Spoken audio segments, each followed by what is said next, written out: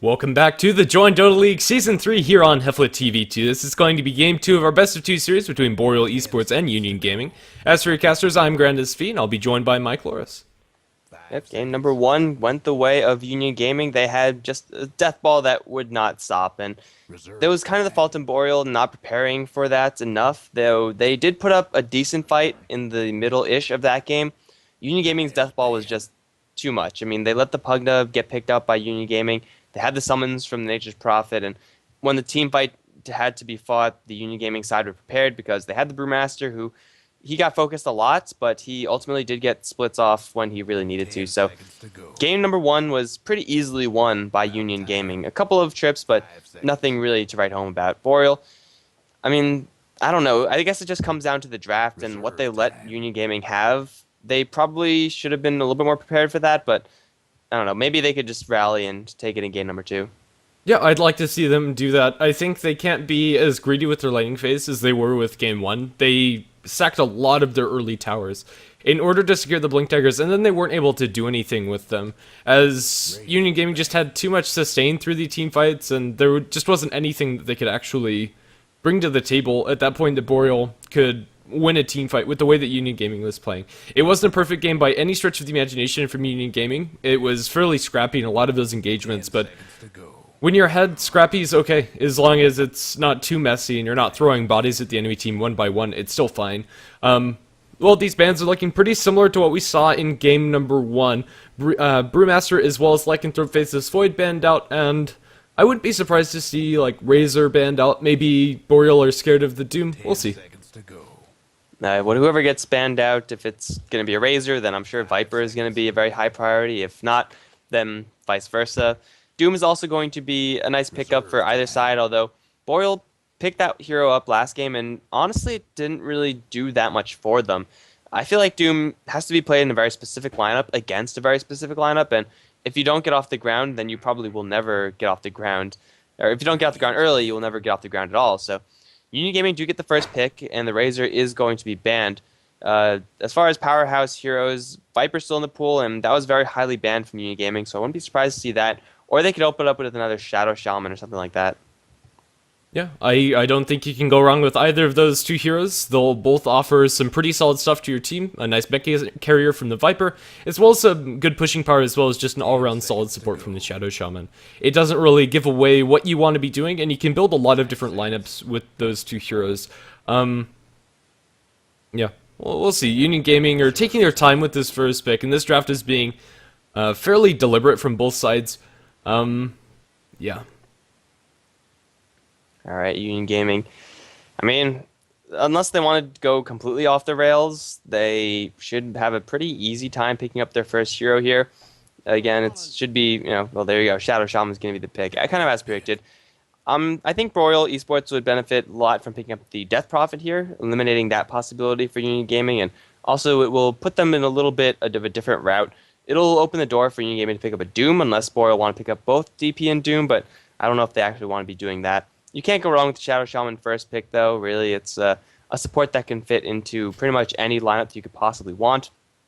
Lots of disables, lots of pushing, a good amount of damage, so Union Gaming, they're going to be sitting pretty on that hero, and, well, I mean, this game, unless these teams have a really, really well-thought-out plan of what strategy they're going to run in this game, and, I mean, it's with the Shadow Shaman only being picked up, it's hard to say that that's the case.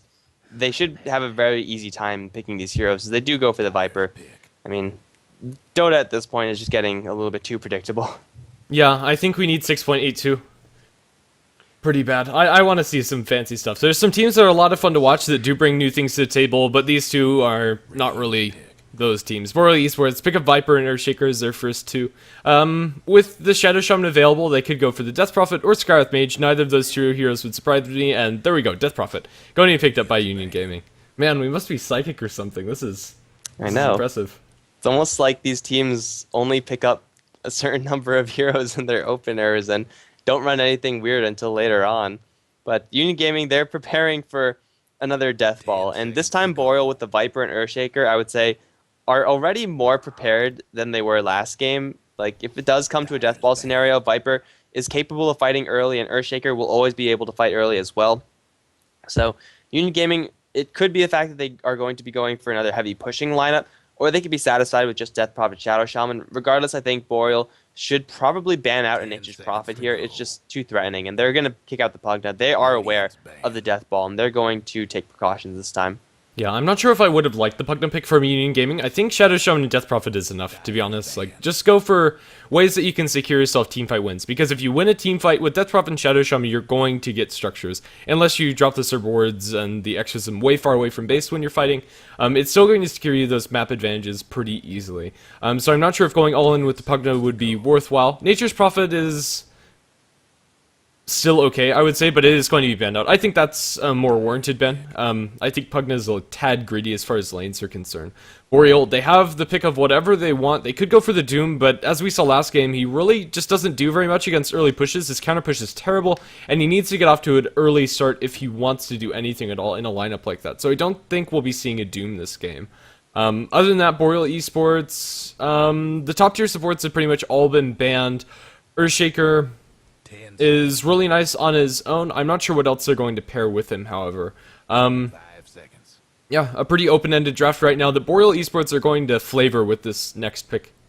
I think they probably want to pick up something like a Tide Hunter. It'll be a fantastic hero for Union Gaming to pick up, so it'll be in a nice pseudo-ban pick for Boreal, and if they are going to be pushed early on, then the Ravage will always be relevant, as will the Anchor Smash. So I'd like to see that pick from Boreal to solidify their side lanes a little bit more and worry about the supports down the line. However, Jakiro is going to be the pickup for Boreal, and that could work out pretty well for them. They could put a little bit of pressure back on the Union Gaming side, but I think it's mostly just for the giant AoE. They just want to have spells flying left and right and to have people burning down and getting the creep aggro off the tower, stuff like that. Because Jakiro usually is seen in a pushing comp, like Union Gaming would love Jakiro right now. I guess that's also a reason why Boreal chose it for themselves. But when he's not in a pushing comp, he gets kind of underwhelming, though he does let you push towers a lot easier following good fights. So if Boreal can take a good fight, then they could very easily take towers after that. Yeah, we're still going to wait for the next pick from Union Gaming. I'm kind of expecting Faceless Void to be picked up here. Or not Faceless Void. Yeah, he's banned. No, Tide Hunter. That's the one I meant. It has been a very long cast, so yeah, just not paying attention or messing up the names in my head. Either way, Tide Hunter would be a solid pickup for them as well. You kind of already touched on it. It would have been good on either side, but no, something completely different with the Ancient Apparition. If the ults are on point, it's still a good hero. I don't know, I'm not a huge fan of it. The Chung Touch is going to be nice in lane with whatever they put into that tri-lane. We could be looking at it right now with the Shadow Shaman, Death Prophet, and Ancient Apparition. Even just the two supports, they're going to be ranged and can use the Chilling Touch fairly effectively. Although, as a roaming duo, Ancient Apparition and Shadow Shaman get very little done. This AA is kind of out of place right now. Usually you see AA as a pick following the Faceless Void and the Tide Hunter and heroes like that, so that you could make good in the team fight. The ultimate is always going to be relevant, but I feel like right now they would benefit from a different pick. As Boreal, they're going to get their initiation on board to the Storm Spirit. This is what we saw from them in their first game rather, versus Not, and ultimately didn't really work out for them. I thought that they were going to go for a Lifestealer in that last game versus Not, but this time it's probably not going to be the case. No pun intended. I'm sorry, guys. It has been a long day. But Storm Spirit as the pick is going to give, at the very least, Boreal a ways of initiating a fight. And when you're talking about dealing with the Death Prophet, initiating the fight before she pops Exorcism is crucial. If you get that, and if you kill her off before she gets her ultimate off, then most likely you're going to win that fight.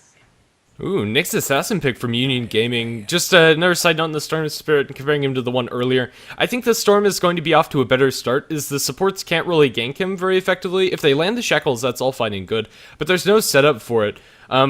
Icy Vortex maybe be enough to get in range for the Shackles, but unless the Storm Spirit's just completely not paying attention, I don't think he'll die.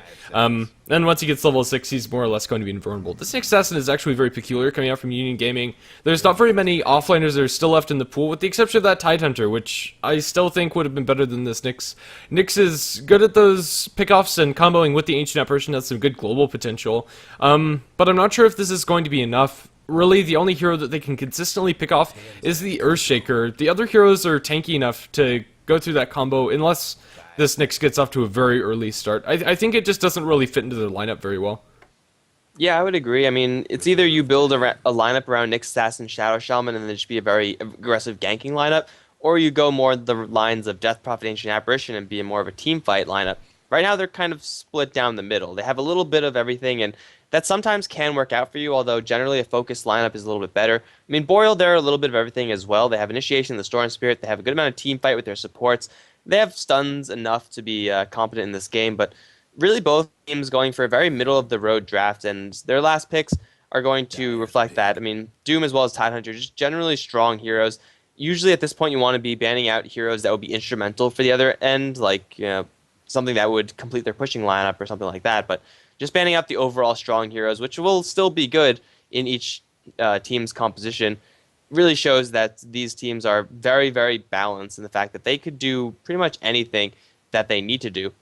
Given a late game situation, I would say Boreal have a slight advantage right now, although Union Gaming and Boreal both do still have one more pick, so maybe they're going to be looking to get a little bit of late game-ness with something along the lines of a Morphling pickup for probably Union Gaming would be a little bit better there. Boreal, I don't know, a Weaver? Who knows? I'd actually kind of like the Weaver on Union Gaming a little bit better, because if he gets a BKB, he's more or less going to be invulnerable. The Viper does nothing against a Weaver at most stages of the game, as all of the slows are negated by Shukuchi. Ice Pass from Jakiro is not a reliable way of locking him down, and really all they'll have is a Fissure from the Earthshaker, and eventually you'll have an Orchid from the Storm Spirit.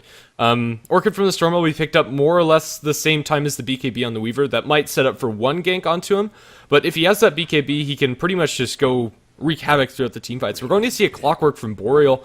A lot of great ways to start off these fights from these two heroes, the Storm Spirit and Clockwork. They can really pick apart Union Gaming before they actually get everything online. That said, if you are jumping onto a Death Prophet who has their Exorcism, you might just die yourself. Yes, Clockwork, kind of an unexpected pick from Boreal. They'll have Initiation and then some with the Storm Spirit as well as Clock. This is most likely going to mean that Storm, Clockwork are going to be handling their lanes by themselves, whereas Jakiro, Earthshaker, Viper are going to be playing together in a lane. Boreal, they're going to be calling all the shots this game, and last game it was kind of balanced as to who was calling the shots when. Union Gaming don't really have that many forms of initiation. Maybe later down the line, Shadow Shaman will get a Blink Dagger. Maybe the Nyx Assassin will start some fights with Vendetta, but they really lack a nice source of initiation. A Bat Rider would be not that the best. I mean, it's hard to get jump on Storm Spirit. They're just going to go for a Wraith King, probably going to be played in a core role, I want to say, from Union Gaming, although they could very easily juggle who plays what with these three heroes. Wraith King, Ancient Apparition, Shadow Shaman is a very dangerous tri-lane if they do decide to lane it as such. Another note about this game, the first game they were playing with a stand-in in the place of Benyaz, and this game they're going to have him on their team, so honestly, I think that's going to make up for the fact that I'm not a huge fan of their draft all around. The Wraith King, especially if it's getting core amounts of farm, is just going to be kited around by Viper, Earthshaker, Clockwork, Storm Spirit. They have a lot of ways to zone him out throughout the fights. I don't think there's a great way for him to actually get up in the face of Boreal. Even with a Blink Dagger, he's still going to have problems. Yeah.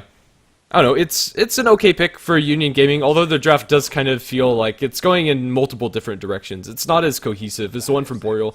Boreal, despite having good stuff in a lot of different areas, it kind of meshes together a little bit better in my mind.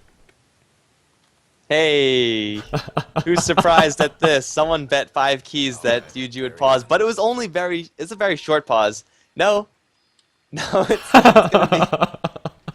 Keys for everybody, guys. Keys for everyone. Keys for everybody. I think UG messed up their Skype again. What do you think? I think we messed up the Skype again. I don't know. It's not keeping Boreal happy, but there we go. We are going to introduce our teams during this pause. On the Radiant side, we are going to have Union Gaming with Angel playing on the Nyx Assassin, Benyaz on the Wraith King, Cytolen on the Death Prophet, Zundarlzamp on the Ancient Apparition, last but not least, Jericho on the Shadow Shaman, and I'll let you introduce it to our side. It was ultimately a very short pause, so luckily for that. Monkeys Forever is going to be playing Storm Spirit. Already played it once earlier today. Jolly Joker is on the Viper. Rolo's going to be supporting as the Earthshaker. Pizza Dad is on the Clockwork, and Ja is on the Jakiro. I want to say I saw Pizza Dad play Clockwork before, and it was in the game versus Not Today, and he just didn't land a single hook shot ever. So I'm not entirely convinced that Pizza Dad can play Clockwork, though I could just be mistaken. I could be thinking about someone else. I think you're thinking about the right player and the right game, but I think that was on Brazil servers. This is on US East, so that could play into it, as Clockwork's a hero that ideally you'd be playing on 0 ping. Yeah, if you are playing with ping, then suddenly you miss hook shots, and fights that you would have won are going to be very, very bad for you. But if this Clockwork player just isn't good, which could be also the case, then it's not looking good for Boreal because they picked a hero for a player who isn't comfortable with him. But who knows? They could be 100% up the ping, and there's no real way to tell, at least until we get this game going. Maybe he's the best Clockwork player of all time. I have no idea. But looking at the bottom lane for now, Jolly Joker does have boots level 1, and Rolo is preparing to block this lane. It could just be to chill in this lane with the Viper, which I was expecting. It would be an aggressive tri-lane from these Boreal heroes. I don't really see them going up for Pizza Dad, though. I think I'm just thrown up by the fact that Rolo is actually going to Fissure block this first spawn. Got a feeling this. Yeah, let's see. This is going to drop a Fissure. Doesn't walk all the way back to base. Is going to use one of his clarities, which he actually had 6 of. So not even much loss. That's a lot of clarities. I mean, it's an Earthshaker that's a very mana-intensive hero that's going to use them. But they're going to bump into Jaw here. They throw him once with an auto attack, but don't shackle him down. There's the shackles from long range. Now with the Chilling Touch, I think this might be our first blood. The shackles weren't long enough, and Death Prophet's not going to be able to get in range, so Jaw is just going to eat a lot of harass, I suppose. Back to base he goes. That was pretty ambitious going for that Chilling Touch after the fact. Death Prophet could have rotated in very aggressively, but it's a level 1 Death Prophet. Really, what is she going to be doing against that Jakiro? That kill was just not going to happen. Jakiro spotted them in time, and if they were in melee range of each other, then maybe the kill would have happened. But really, with that much range on the Shackle to open things up, there was no way they could have gotten that Jakiro unless the Ancient Apparition tried to go in for a body block, and that would have been way too dangerous, getting a little bit too close to the Tier 1 tower. So, a smoke number 1 being used, and it's not really going to be a huge deal. It looks like for Boreal, the place we're going to land is ultimately going to be dual lanes for them. Viper is perfectly capable in this bottom lane, however, 2 heroes are rotating in. Suddenly with Jericho and Xander in this lane, the Viper is going to have a much less fun time. They should really rotate the Jakiro down here, because Jakiro is not helping Pizza Dad at all, who's just dueling up versus Angel, and he should be fine in this 1v1 lane, although Pizza Dad is getting the lower end of that duel. The poor man's shield difference for the Nick Assassin is really what's making it for him. Yeah, well, I would expect them to rotate him, but for now it is just going to be a pull coming out from John. That mana burn being very annoying for the Clockwork. Both heroes can burn mana, and they both have been doing it with the Cogs as well as with the, just straight up mana burn from the Nyx. Yeah, this bottom lane, it's still going well for the Viper. He's farming under tower pretty effectively. The Wraith King not able to farm as nicely, but now that he does have backup, they have a little bit of kill potential. Wraithfire Blast follow up with the Shackles and then Chilling Touch on all 3 of those heroes is definitely a fairly straightforward kill if you're able to catch somebody out. But yeah, his supports aren't really close at all. Jericho as well as Zinder are just kind of chilling out in their own jungle, looking for some pulls of their own. And also, Jaws playing really passively as well. I would like to see Jakiro in general just be played as the poking hero, especially with Liquid Fire, when you can get free hits on the enemy without drawing creep aggro, and also get that dot on them. And, well, casting Dual Breath and missing is not a good way to start. Rolo is going to potentially run into a couple too many heroes right now, and a creep wave.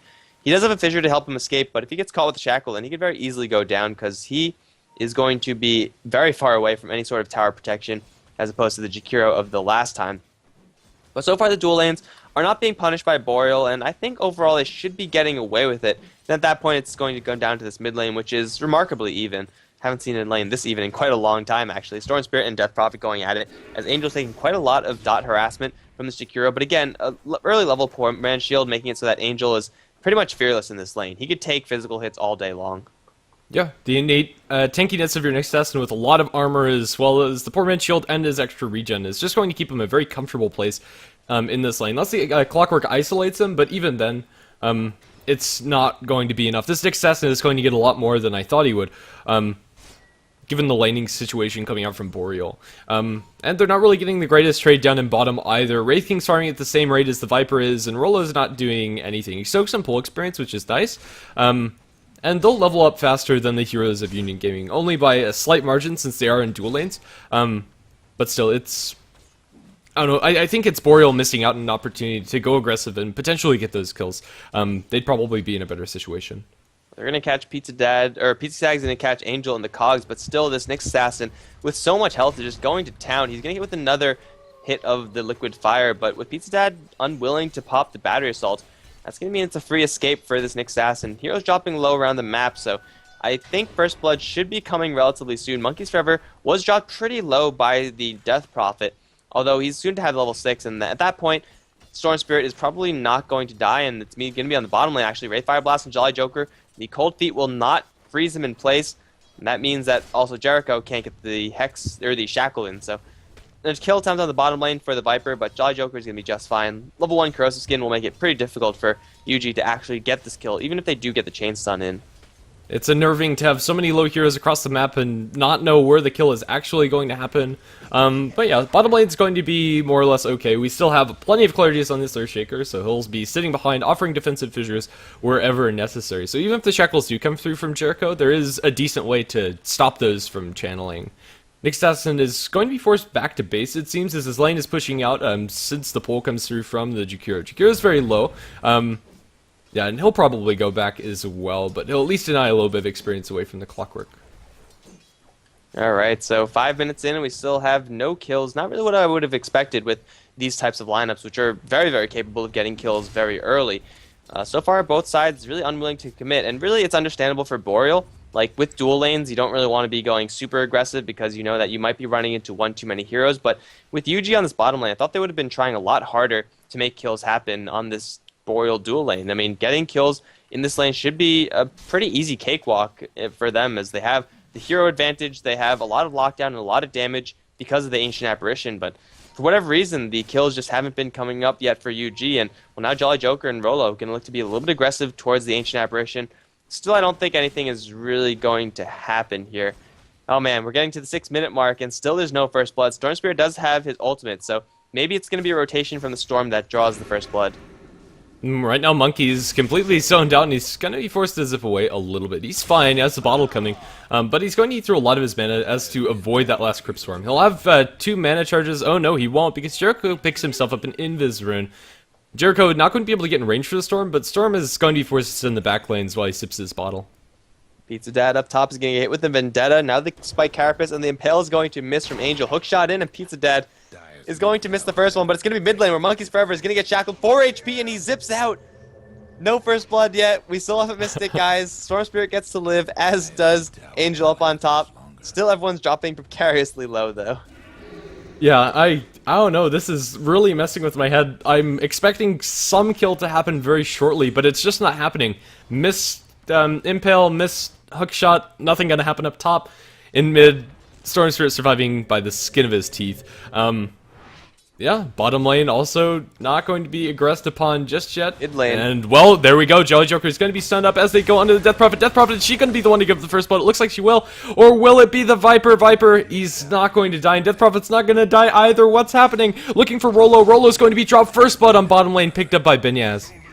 It's about freaking time, guys. This tri-lane finally getting its aggression together with the Wraithfire Blast, the Cold Feet combination, with the Shackles to follow up, and it's going to lead to a kill. And now Cyberlane is going to take a lot of damage in the mid lane. Monkeys Forever dropping pretty low, though. One more right click will not be dodged by the uphill.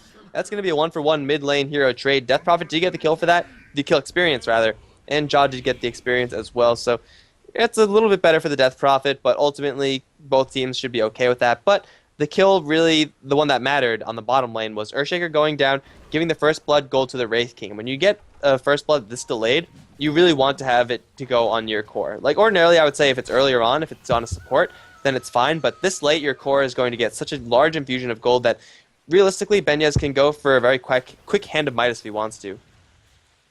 I kind of want to just see him go for the Blink Dagger instead of for the Midas, but Midas on Wraith King isn't as bad as it is on other heroes when you get late because of the big power jump you get when you hit your level 11. At level 11, the cooldown from your ultimate becomes a lot more manageable, and then getting level 16 ASAP is also very important, because 60 seconds on an effectual Aegis, as well as that's when you come back, is ridiculous. Either choice, the Wraith King is probably going to be just fine, as long as he's able to keep up with the enemy team, either by playing aggressive or by just passively getting that gold. As the macro power does go into Angel, Vendetta is going to keep him safe. There's no detection, but the hookshot going to miss. Sentry is available from Jakiro, but they won't drop it down. Angel is out free for now. And He's well, thinking about turning around, though. Yep, here we go. Vendetta and Impale once again going to miss. What the hell's going on up here? Pizza Cat is going to get shackled up, though. If he just waited, he would have landed a for sure Impale. That would have been the death of the Clockwork, but instead the cogs are going to be deployed. And Angel misses his second Impale. The bottom lane, though, Jolly Joker's taking quite a lot of damage. Rolo is there, but Benyaz is going strong because he knows that if he dies, he has Reincarnation. Rolo will proc that Reincarnation, although not just yet. Jolly Joker's still on the run. One more hit, will not kill him off. 3 HP, he survives, but I don't think Rolo's going to be as lucky. Benya's looking for the slow from his ultimate. There it is, Jolly Joker instantly teleporting out. Looks like the timing will be perfect. Well done by this Viper, but Rolo, not as lucky. Still is going to be shut down. He can't leave, and he's going to go down for the second time, to once again taking the bullet for his friendly Viper. It's not going to be a Blink Dagger or a Midas, as Venyaz picks himself up a Blade Mail.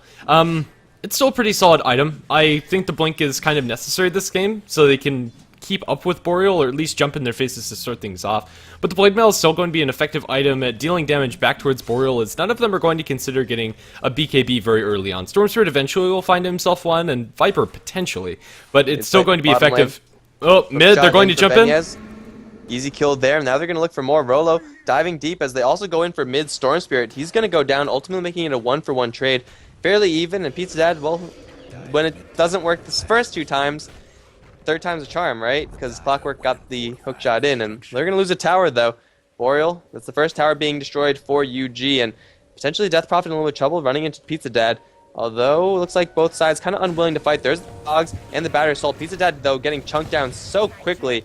Fighting into Exorcism melee range is not a good idea. Yeah.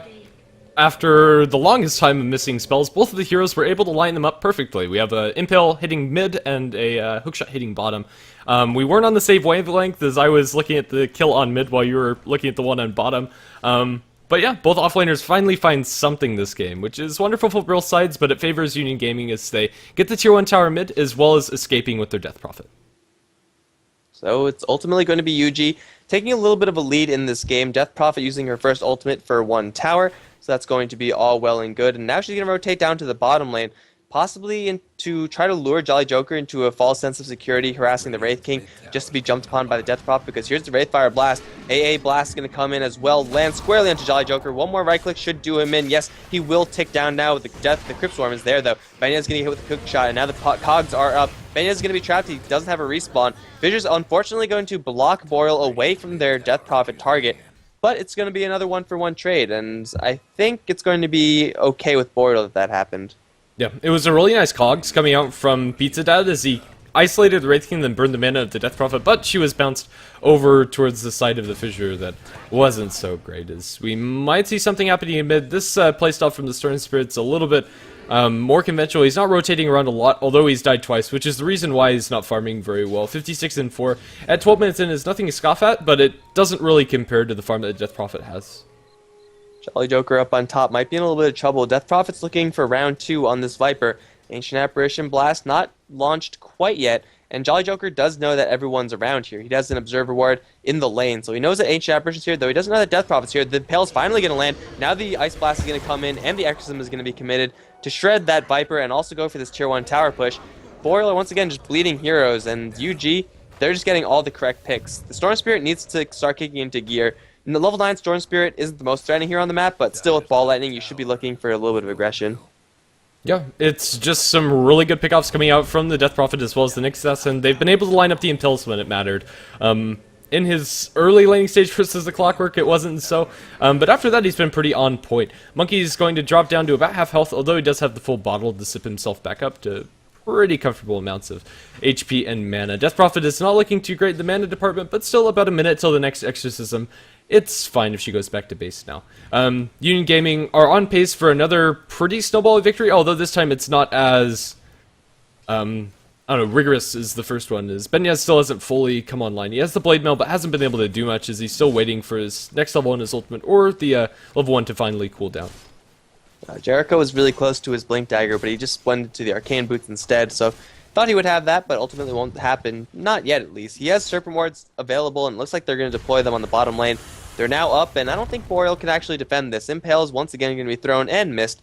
The tower's going to take some pretty nice damage, dropping about 60 HP per volley of the Serpent Wards, and Boreal with only 2 heroes in the area, and no one's rotating downwards. This is going to be a free tower for UG. Deny potential is there, though Wraith King is going to be the one to last hit it. Another 1,500 gold on him. I expect to see a Blink Dagger come up very shortly for that hero. It's going to be all 3 tier 1 towers being taken for UG, and with Exorcism up in 15 seconds, I think they could start looking for tier 2s now.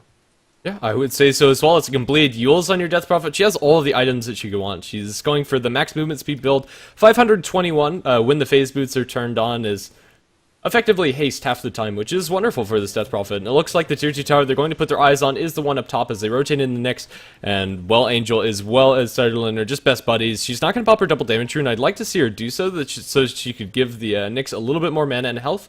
But they might bump into Monkeys here. The silence comes through, and I think Monkeys is just dead with the double damage rune. Cryptstorm, one more attack, that's going to be the kill. Ancient Apparition Ice Blast comes through, but she has some backup, and now Yule Scepter into the Impale. Impale is going to miss time there, and Jolly Joker's going to survive. I think the hookshot landed somewhere. It is going to be, I don't know, thrown? No, hookshot's still available. There it is onto Angel. He's going to get in there with the cogs, and Angel with the Ice Path is going to be brought down very safely. And Pizza Dad is going to be fine as well. Ciderlin's going to take quite a bit of damage, though he should be fine to walk out of here. Liquid Fire not going to be doing enough damage. And it looks like that is ultimately just going to be another 1-for-1 trade. In the meantime, yeah, Viper did escape, and really, this Nyx Assassin has got to get on the ball. That's like the 4th or 5th Impale that he just completely whipped. Even after a Yule Scepter setup, you should not be missing those Impales. You really shouldn't. It was just a tad early. Like, just a split second later, it would have been wonderful. They would have gotten the Viper pretty easily, and that fight would have gone differently. But yeah, just those little misplays is going to cost them pretty heavily. Wraith King as well as Death Prophet are currently pushing out the top lane, although I don't think they'll be able to commit to this tier 2 tower. His Exorcism was spent and is completely out now for the Death Prophet. Yeah, let's see. They'll put a little bit of damage on here, but it's not going to be super significant. Wraith King finishing up his Blink Dagger. They're going to deploy the Serpent Wards up on top. They have it, and you might as well use it. Jolly Joker is going to wander right in, try to go for Jericho. He will blow up that Shadow Shaman Viper, but now he's going to hit with an Ice Blast, or at least the freezing effect of it. Serpent Wards are going to be farmed up, and it looks like UG probably getting a little bit overconfident. However, they will blink forward and find Storm Spirit, and they're also going to find the Jakiro before you get anything off. That's a free 2-kill for UG. The Serpent Wards are still pecking away. Exorcism is actually cooling down. They might be actually able to make this happen since Wraith King running interference is absolutely fearless. He's going to find Rolo. Fissure is there, but Rolo can't dig any deeper. Benyez, get in there and find that Earthshaker. There it is. He's going to kill himself in the Blade Mail. That's some way to go. They're also going to catch Piece of Death, though. Blink down from Benyez after the Impale, which finally landed. That's 4 down for Boreal. And the Serpent Wards are still ticking away. This is going to be the top lane, and then they might slide down mid, or conceivably they could even go for high ground since Exorcism is now up.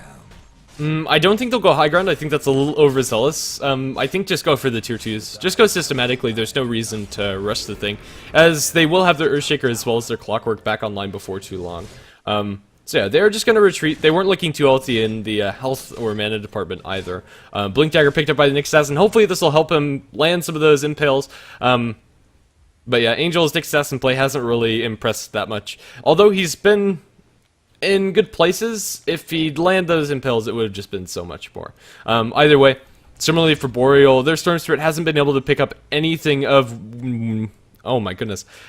I'm not sure what that sound was, but yeah, he has a single Oblivion Staff working towards his Orchid. He just doesn't have anything, and he won't have anything throughout this entirety, or throughout this entire game. I don't think he's going to be able to get any farm, really, to actually do anything. Yeah, level 11 Storm Spirit with no items isn't scary.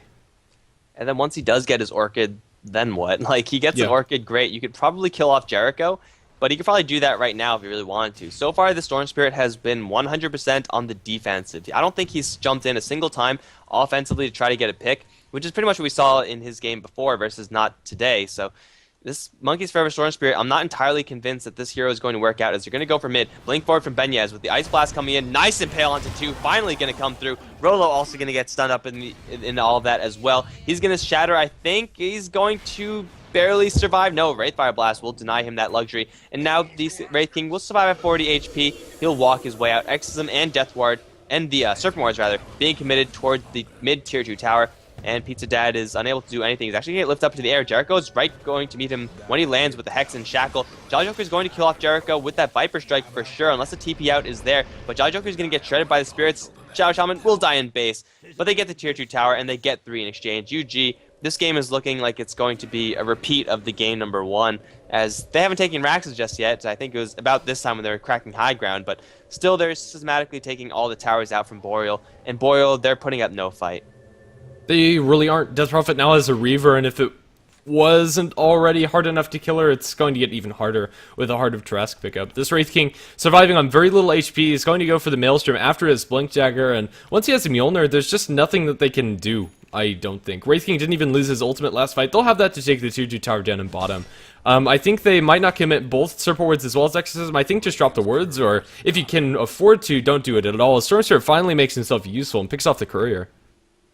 He wasted all of his mana to jump very far for that courier kill, which was holding nothing. It already delivered the, I believe, Reaver for Death Prophet, so I mean, it's a little bit of gold for Boreal, I guess, which is going to be nice, but ultimately, will it really matter? I don't know. Pizza down in the bottom lane is going to hit with another Wraith Fire Blast. The right clicks are going to be huge from the Wraith King, as well as Angel's Vendetta. With the Ancient Apparition Ice Blast coming in to support, Roll is going to get into shape for Echo Slam. He will do a lot of damage to Angel, but he's still alive, Angel. Now with the 2-man Impale, Rolo is not going to get the kill on Angel, and Benya is actually going to kill on the Earthshaker. Now, with the Reincarnation still active, Benya is going to go deep as he can. In fact, Jericho going to get the Shackle onto Jolly Joker, slow him down. Angel still alive. He's going to, actually, the Viper's turning around for Jericho this time with the Viper Strike, but another Impale will slow down Jolly Joker. This time Jericho is going to live, it looks like, unless the Corrosive Skin. No, it's not going to kill him off. Still, Benya is going to town on everyone. It's an Ultra kill. They just can't focus down this Wraith King. Here comes Monkeys Forever, but I think he might be going a little bit too deep. There's the Shackle, and that's going to be a complete team wipe. They cannot kill this Wraith King. Everyone on UG gets to live, albeit at very low amounts of HP. Exorcism is available, plus the Serpent Wards, and Rocket Flares are not going to snipe anyone today. As Pizza Dad does teleport in, he's going to get lifted up into the air. Ice Blast is going to meet him as he falls, and the Vendetta hit is there. Pizza Dad is going to get cleaned up. That's GG. Well, it's pretty much the exact same time as last game. Easy 20-minute games for UG. Yeah, this time they weren't able to take barracks, but both times Union Gaming just snowballing so hard. Even though they're not playing on their preferred server, they're still just playing on a different level from Boreal. They aren't able to actually do anything. It seems like they just kind of give up. They don't even try for initiations anymore. I mean, if they went for them, I think they'd end up dying towards the end of that game, but there was several times where they just ended up getting picked off. I think the biggest problem for them was that this Storm Spirit did nothing. It was 0-6-1, and I don't know, it could have been another hero that might have been able to make some rotations and help out the other lanes, because they needed the help very much. Yeah, so ultimately the series is going to end in Union Gaming's favor, 2-0 over Boreal. But guys, though this is going to be the end of this set, there is going to be more Dota on this channel still. We got more Dota coming in 2 more sets actually. Holy crap. It's a very long day. So yeah, this is going to be the end of this one. If you enjoyed this cast, then be sure to hit that follow button and follow us on Twitter and Facebook as well. It's just Twitter and Facebook.com/HeflaTV. The VODs will be up on YouTube.com/HeflaMoke soon enough. And yeah, that should be it. I'm Mike Loris, and I am with Grandis V. I think Grandis V is going to retire for today because he's been casting from very early on, so I think this might be it for him. Yeah, if nothing else, I'm going to be passing over the stream to Coucher or somebody else. It will go offline in about 10 minutes or so, but in the meantime, some music, some ads, and it would be great if you could stick around for those. But then again, just keep the channel open so that you can have the more Dota coming up. I think it's Boreal versus CMB that will probably be cast by Coucher and Mike Loris, although I'm not entirely sure. We'll see how that's actually going to work out. So thanks for watching, and hope to see you in the future here on HeflaTV. All right, guys.